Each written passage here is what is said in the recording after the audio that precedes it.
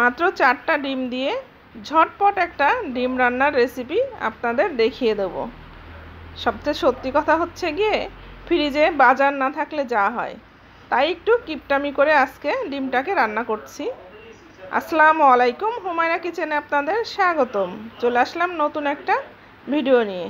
আজ আমরা ডিম রান্না করব। ডিম আমরা সাধারণত সবসময় রান্না করে খেয়ে থাকি, কিন্তু আজ আমি ডিমটাকে ভাজি করে তারপরে ভুনা করব। ডিমটাকে ভাজি করার জন্য আমি আগে পেঁয়াজ আর লবণ দিয়ে ডিমটাকে ভালো করে ফেটে ভাজি করে নিয়েছি, দেখেন। আর ছোট ছোট টুকরা করে আমি এটাকে কেটে নিয়েছি, এভাবে কেটে রেখে দিয়েছি। এবার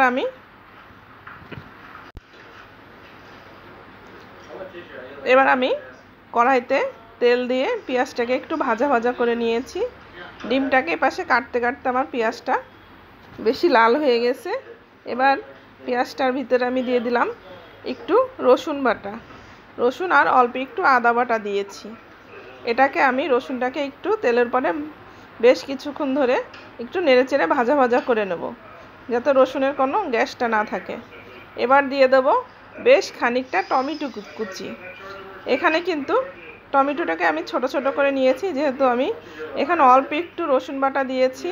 আমি কিন্তু ডিমের মশলাটা কিন্তু টমেটো দিয়েই করব।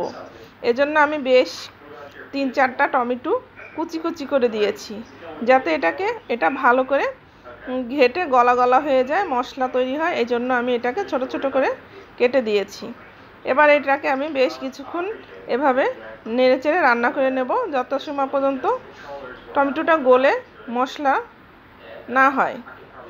আমার টমেটোটা বেশ গলে গেছে। আমি এবার এর ভিতরে পরিমাণ মতো পানি দিয়ে দেবো।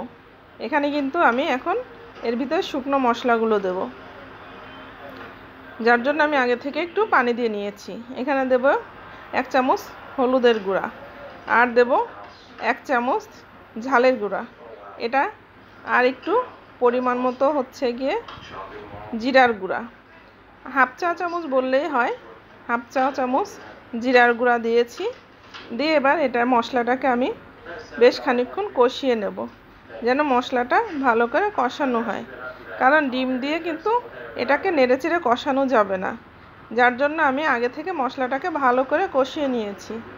আর ডিম যেহেতু ভাজা ডিম, এখানে পানির পরিমাণটাও আমি কম দিয়ে দিলাম, ঝোলের পানি দিয়ে দিয়েছি। মশলাটা কষানো শেষ হয়ে গেছে, আমি এবার ঝোলের পানি দিয়েছি। ঝোলের পানি কম দিয়েছি এই জন্য যে ভাজা ডিম, আমি ডিমটাকে একটু মাখা মাখা করব, এই জন্য বেশি পানি দেইনি। অল্প পানি দিয়েই আমি ডিমটাকে দিয়ে এবার এটাকে বেশ কিছুক্ষণ রান্না করে নেব। আমি ডিম হাতের সাহায্যে একটা একটা করে সাজিয়ে দিচ্ছি, যাতে ডিমগুলো চারিপাশে সুন্দর করে সাজানো থাকে। আমি কিন্তু প্লেট ধরে ঢেলে দিলে এক জায়গায় ডিমগুলো পড়ে দলা হয়ে থাকতো, ডিমের ভিতরে মশলাটা ভালো করে ঢুকতো না। এজন্য আমি হাতের সাহায্যে ডিমগুলোকে এভাবে সাজিয়ে দিয়েছি। এবার খুন্তি দিয়ে এটাকে চেপে চেপে ডিমটাকে ঝোলের মধ্যে ডুবিয়ে দেব।